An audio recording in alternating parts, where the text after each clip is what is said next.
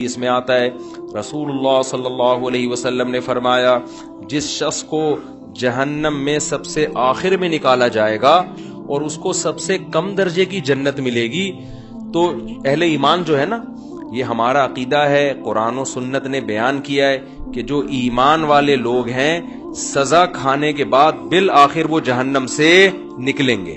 ایمان بہت بڑی نعمت ہے، خوب سمجھ لو۔ انسان عمل میں کتنا ہی خراب کیوں نہ ہو، لیکن جب تک وہ مومن ہے، ایک اللہ کا قائل، پیغمبر صلی اللہ علیہ وسلم کی ختم نبوت کا قائل، اسلام کو برحق سمجھتا ہے اور کلمے کو مانتا ہے، تو کیسا ہی برا عمل کرے سزا کھانے کے بعد بالآخر جہنم سے نکلے گا۔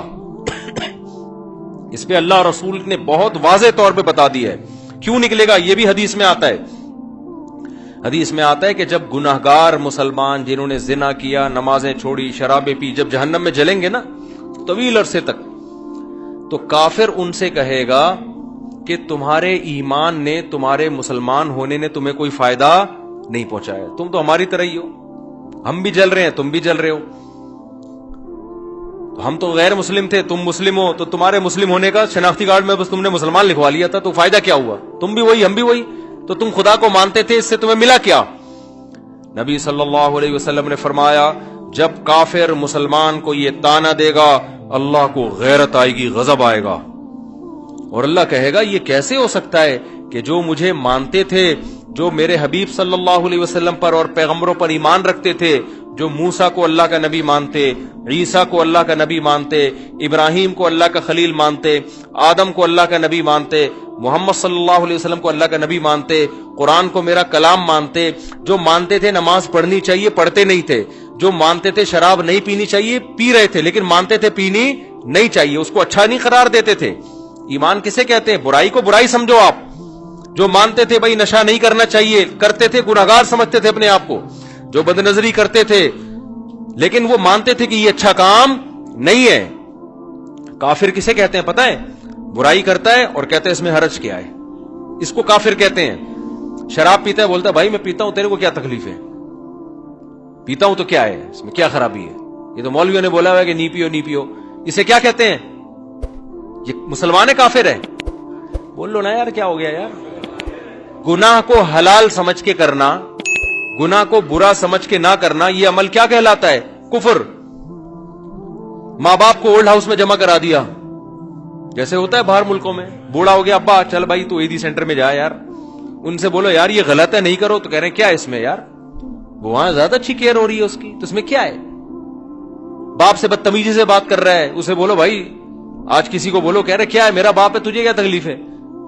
اس کا مطلب یہ برائی کو کیا کر رہا ہے؟ اچھا سمجھ کے کر رہا ہے۔ اور ایک وہ ہوتا ہے کہ اس کو کافر کہتے ہیں، ایک وہ ہوتا ہے جب آپ ہندوؤں میں بیان کرو کہ گرل فرینڈ مت بناؤ، کہنے کیوں نہیں بنایا بھائی، کیا ہے گرل فرینڈ میں، کیا خرابی ہے؟ تو برائی کو وہ کیا سمجھ رہے ہیں؟ اس کو برائی نہیں سمجھتے۔ مسلمان نے گرل فرینڈ رکھی ہوئی ہے، اس کو بولیں گے بھائی یہ حرام ہے، تو اس کو تھوڑا سا ندامت کا احساس ہوگا، یار کام میں کیا کر رہا ہوں، غلط۔ نکاح پیغمبروں کی سنت ہے، گرل فرینڈ رکھنا یہ کافروں کی سنت ہے، زنا کرنا یہ گندا عمل ہے، یہ پاکیزہ عمل نہیں ہے۔ نبی صلی اللہ علیہ وسلم نے معراج کی رات میں کچھ لوگوں کو دیکھا، ننگے مرد اور ننگی عورتیں آگ میں جل رہے ہیں، اور شعلے اوپر جاتے ہیں تو وہ ننگے جسموں کے ساتھ اوپر جاتے ہیں۔ آپ نے جبریل سے پوچھا یہ کون لوگ ہیں؟ تو جبریل نے کہا یہ آپ کی امت کے زنا کرنے والے مرد اور زنا کرنے والی عورتیں، دونوں کو برہنہ کر کے اللہ نے ایک ساتھ آگ میں پھینک دیا ہے۔ جس عورت کے ساتھ زنا کیا اس عورت کو بھی اسی آگ میں برہنہ کر کے، اور جس نے زنا کیا اس کو بھی اللہ اسی آگ میں ڈالے گا، زنا جس نے زنا کیا۔ سمجھ رہے ہو کہ نہیں سمجھ رہے؟ تو مسلمان گناہ کرتا ہے لیکن اس پہ اس کو ندامت کہ غلط کر رہا ہوں میں، تو اس گناہ کی سزا یہ اس کو ملے گی۔ لیکن اگر توبہ نہ کی، اس نے توبہ کر لی تو اللہ معاف کرنے والا ہے۔ توبہ کیے بغیر، سچی توبہ کیے بغیر اگر چلا گیا دنیا سے، تو قرآن نے جو اصول اور ضابطہ بیان کیا اس کو سزا ملے گی۔ اب یہ بھی اسی آگ میں جلے گا، کافر بھی جلے گا۔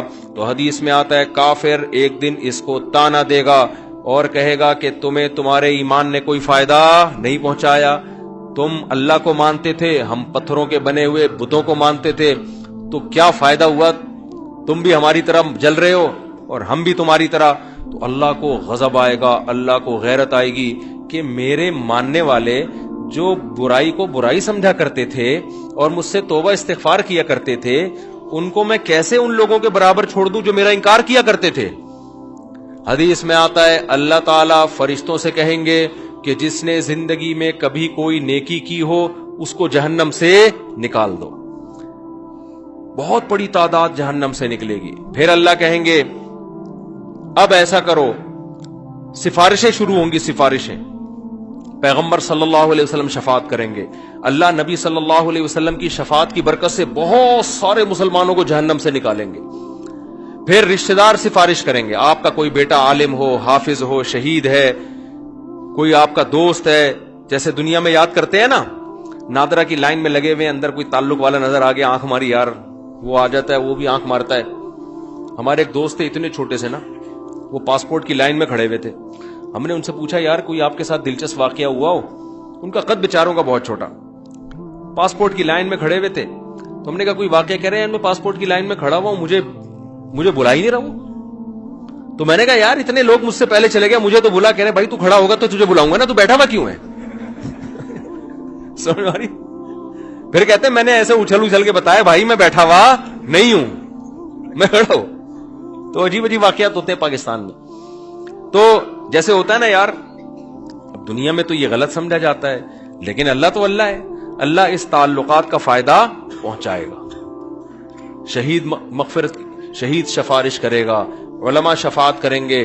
آپ کی اولاد میں کوئی حافظ ہے وہ شفاعت کرے گا، تو اللہ ان کی شفاعت کی برکت سے اور بہت سارے مسلمانوں کو جہنم سے نکالیں گے. سمجھتے ہو گے نہیں سمجھتے؟ پھر اللہ تعالیٰ فرشتوں سے پوچھے گا اب بتاؤ کتنے لوگ ہیں؟ فرشتے کہیں گے اللہ ابھی بھی بہت سارے لوگ ہیں. اللہ فرشتوں سے کہے گا اب کوئی کسی کی سفارش کرنے والا ہے؟ فرشتے کہیں گے اللہ اب کوئی سفارش کرنے والا نہیں ہے. سب کے جتنے ریلیٹو تھے سب نے نکال لی. اب یہ وہ لوگ پڑے ہوئے جن کا کوئی ریلیٹو بھی انسان کا بچہ، اپنے الفاظ میں کہہ رہا ہوں میں، کوئی حافظ عالم کوئی بزرگ کوئی ہے ہی نہیں. سارے وہی جو برے ماحول میں سب دائیں بائیں برے لوگ ہی تھے. تو اللہ جواب میں کیا کہیں گے؟ هل يبقى الا الرحمن، کہ رحمان تو باقی ہے نا.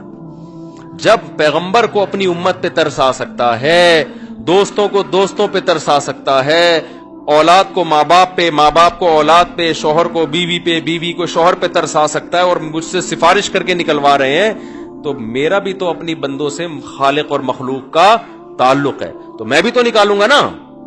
تو اب کوئی سفارش کرنے والا نہیں ہے. تو من کان فی قلبہ مثقال حبۃ من خردل من ایمان، جس کے دل میں رائی کے دانے کے برابر بھی ایمان ہے، اللہ فرشتوں سے کہیں گے اس کو بھی نکال کے لے آؤ. اس کو بھی نکال کے. ایمان کا مطلب پہلے سمجھ گئے؟ جو گناہ کرتا ہے اور فخر کرتا ہے وہ ایمان والا نہیں ہے. وہ ایمان والا نہیں ہے اللہ کی نظر میں، وہ تو کافر ہے. تو حدیث میں آتا ہے، بہت اہم حدیث ہے، خوب غور سے سنیں. اللہ ایک ایک وہ جو ہے نا فرشتہ پھر نکالنا شروع کرے گا، یہاں تک کہ جو سب سے آخر میں جہنم سے نکلے گا وہ سب سے بدبخت ترین انسان ہوگا کہ نہیں ہوگا؟ سب سے زیادہ اس کے اعمال کالے تھے، صرف ایک ایمان کی دولت لے کر گیا وہ.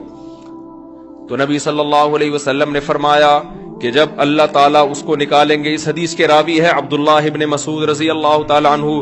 حضرت عبداللہ بن مسعود کا حلقہ کوفہ میں لگا ہوا ہے، شاگرد بیٹھے ہوئے ہیں، حضرت عبداللہ بن مسعود ان کو یہ حدیث سنا رہے ہیں کہ اللہ تعالیٰ جب اس کو آخری فرد کو نکالیں گے نا، سب سے لاسٹ میں نکلے گا وہ، پتہ نہیں کیا ہوگا وہ، آپ خود سوچ لو.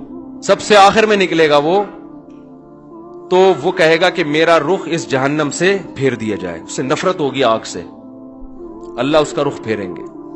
پھر اللہ اس سے کہیں گے بتا تو کیا چاہتا ہے، بتا تو کیا چاہتا ہے. حدیث میں آتا ہے کہ جس طرف رخ کرے گا نا اس طرف جنت ہوگی. تو وہ اللہ سے کہے گا کہ اے اللہ، یہ جو اتنی خوشنما جنت جس کے بارے میں قرآن کہتا ہے ما لا عین رأت ولا اذن سمعت ولا خطر علی قلب بشر، ایسی نعمتیں میں نے اپنے بندوں کے لیے تیار کر کے رکھی ہیں جو نہ کسی آنکھ نے دیکھی، نہ ان کی حقیقت کسی کان نے سنی، نہ ان کا تصور کبھی کسی دل میں گزرا ہے. آپ عیاشی کا تصور کرو نا، آپ کا تصور جہاں جا کے ختم ہوگا نا، جنت اس سے بھی اوپر کی چیز ہے. حدیث میں آتا ہے عبداللہ بن مسعود رضی اللہ تعالیٰ عنہ فرماتے ہیں کہ جو سب سے آخر میں جہنم سے نکلے گا اللہ اس سے پوچھیں گے بتا کیا چاہتا ہے. وہ کہے گا اے اللہ یہ جو جنت کی ہوائیں آ رہی ہیں بس اس کے قریب تھوڑا سا مجھے لے جا, مجھے تیرے جلال کی قسم اس کے علاوہ تجھ سے میں کچھ بھی نہیں مانگوں گا. اللہ کہیں گے وعدہ کر, حدیث کا مفہوم اپنے الفاظ میں پیش کر رہا ہوں کہ مزید کچھ نہیں مانگنا. کہے گا کچھ بھی نہیں مانگوں گا. اس کو اتنی حسین جنت نظر آئے گی نا, وہ کہے گا بس اس کے قریب بھی پہنچ جائے نا وہ بہت ہے میرے لیے. جب قریب جائے گا تو اور جنت کی خوشبوئیں اور ہوائیں آنا شروع, تو تھوڑی دیر میں برداشت سے باہر ہو جائے گا معاملہ. پھر وہ اللہ سے کہے گا اے اللہ یہ جو دروازہ ہے نا جنت کا بس یہاں تک پہنچا دے. اللہ کہے گا تو نے مجھ سے وعدہ کیا تھا مزید کچھ نہیں مانگوں گا. کہے گا اللہ میں نے وعدہ تو کیا تھا بس یہ میرا سچی مچی کا وعدہ ہے, یہاں تک پہنچا دے, اس کے بعد میں تجھ سے کچھ بھی نہیں. غالباً حدیث میں آتا ہے ایک درخت اللہ جنت کا لگائیں گے باہر, درخت ہوگا جنت کا, کہے گا اس درخت میں پہنچا دے, اتنا حسین خوبصورت درخت ہوگا وہ. حدیث میں آتا ہے اللہ یہ بات جانتے ہوں گے کہ یہ معذور ہے, حالانکہ اللہ سے معاہدہ کر کے توڑنا کتنا بڑا جرم ہے نا, لیکن اللہ کو پتا ہوگا میں نے اتنا حسین درخت جنت کے قریب لگایا ہے کہ یہ شخص کوئی بھی ہوتا نا, کتنا نیک سے نیک آدمی ہوتا جس نے زندگی میں کبھی معاہدہ نہیں توڑا, آج وہ بھی معاہدہ توڑ دیتا. اس میں اٹریکشن اتنی ہے. تو ایک درخت جب وہ وہاں پہنچے گا اب جنت کے بالکل قریب ہو گیا, اب وہاں سے جنت کی ہوائیں آ رہی ہیں, مشک و عنبر کی ہوائیں آ رہی ہیں. وہ کہے گا تھوڑی دیر تو برداشت کرے گا, اس کے بعد کہے گا اے اللہ بس تو مجھے اس کے دروازے تک پہنچا دے, میرا پکا اور سچا وعدہ, اس کے بعد میں تجھ سے کچھ بھی نہیں مانگوں. اللہ کہیں گے تو نے تو وعدہ کیا تھا مجھ سے. وہ کہے گا مجھے اچھی طرح یاد ہے میں نے وعدہ کیا تھا. وعدہ خلافی کرنا بہت بڑا گناہ ہے اور اللہ سے وعدہ کر کے جھوٹ بولنا تو بہت بڑا گناہ ہے. بس ایک دفعہ ہے بھائی اس کے بعد کبھی نہیں مانگوں گا. حدیث میں آتا ہے اللہ جانتے ہوں گے کہ یہ معذور ہے, کوئی بھی اس کی جگہ ہوتا تو جنت میں اٹریکشن اتنی ہے, دروازے پہ پہنچ جائے گا, اب تو اور قریب ہو گیا نا. تو وہ کہے گا اے اللہ اندر داخل کر دے, پکا وعدہ, اس کے بعد میں تجھ سے کچھ بھی بولو نہیں مانگوں گا. اللہ کہے گا تو نے وعدہ کیا تھا, کہے گا وعدہ کیا تھا, اب میں بالکل سچی مچی کا وعدہ کر رہا ہوں, بالکل پکا ڈھکا وعدہ کر رہا ہوں, اس کے بعد کچھ نہیں مانگوں گا. حدیث کا آخر میں الفاظ یہ ہیں کہ جب اللہ اس کو جنت میں داخل کر دے گا نا تو وہ جب اندر جا کے دیکھے گا او بھئی ایسے دودھ کی نہریں, شراب کی نہریں, ہورے, کراچی کے لونڈے لپاڑوں کو تو ایک ہوری دکھا دو نا کافی ہے ان کے لیے. اور یہ تم گٹکے کھا رہے ہو نا, ہور تو دور کی بات, ان دنیا کی عورتوں کے قابل نہیں بچو گے تم. یہ بیڑا غرق کر دیتا ہے یہ گٹکا. ہمارے ایک دوست بہت سگریٹ پیتے تھے, شادی نہیں کرتے تھے. میں نے کہا یار اب شادی کیوں نہیں کرے گا, نا دھواں نکلے گا اور کچھ بھی نہیں بچا میرے اندر. وہ بالکل نا ہڈیوں کا ڈھانچہ بن گئے, کہہ رہے اب دھواں ہی رہ گیا. تو یہ گٹکے ہی نہ ہو, تھوڑا صحت بناؤ یار, سمجھ رہے ہو, کچھ صحت بناؤ. تو اس گٹکے کے ساتھ ہور ملے گی بھی کیسے تمہیں؟ ہور خود وہ انکار کر دے گی اللہ اس کے نیک عمل کی وجہ سے میں اس کو مل رہی ہوں, میں نے کون سا گناہ کیا تھا تو مجھے اس کے حوالے کر رہا ہے, کیا خیال ہے؟ تو پہلے گٹکے والوں کو تیزاب سے کلیاں کروائی جائیں گی, اور تیزاب جنت میں نہیں ہوگا. تیزاب کے لیے جہنم میں نہ جانا پڑے کہیں, خدا نخواستہ.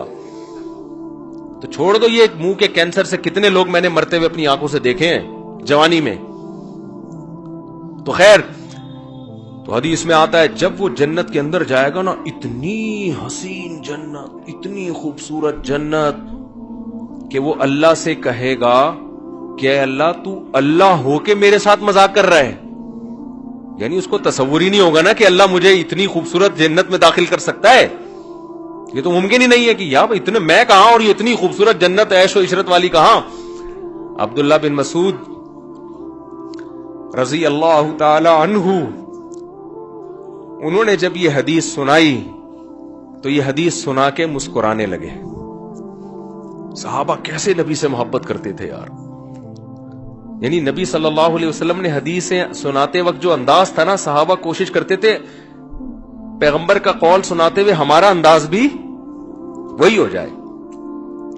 تو عبداللہ بن مسعود یہ حدیث سنا کر مسکرائے اور اپنے شاگردوں سے پوچھا، پوچھتے نہیں ہو کہ میں مسکرا کیوں رہا ہوں؟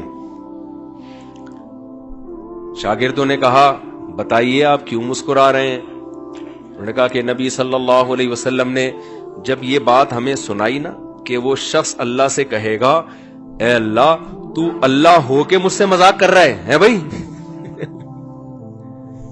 تو جب یہ بات نبی نے سنائی تھی تو نبی بھی مسکرائے تھے، اور مسکرانے کے بعد نبی نے ہم سے پوچھا تھا کہ پوچھتے نہیں ہو میں مسکراتا کیوں؟ ہم نے پوچھا تھا کہ یا رسول اللہ آپ بتائیے کہ آپ کیوں مسکرا رہے ہیں؟ تو نبی صلی اللہ علیہ وسلم نے فرمایا کہ جب بندہ اللہ سے یہ کہے گا نا، اللہ تو اللہ ہو کے میرے سے مذاق کر رہا ہے، تو اللہ بھی بندے کی یہ بات سن کے مسکرائے گا. سمجھ رہے ہو؟ اللہ اس پہ گستاخی کا فتویٰ نہیں لگائے گا. گستاخ، اللہ کو پتا ہے اس کی اندر کی حالت کیا ہے، اندر کی حالت کیا ہے. پھر اللہ اس سے کہیں گے یہ ایک ہے، اس جیسی 10 گنا بڑی جنت میں نے تجھے دی ہے. تو بھائی وہ اللہ ہے، وہ انسان نہیں ہے، اس کے خزانے بھی بہت اور اس کے دونوں ہاتھ بھی کھلے ہوئے ہیں. تو اللہ کہتا ہے قل اُنَبِّئُكُم بِخَيْرٍ مِّن ذَلِكُم، جن دنیا کی نعمتوں کے پیچھے تم بھاگ رہے ہو نا، اس سے بڑی نعمتیں ہم تمہیں بتاتے ہیں. وہ کیا ہے؟ وہ جنت میں ہے.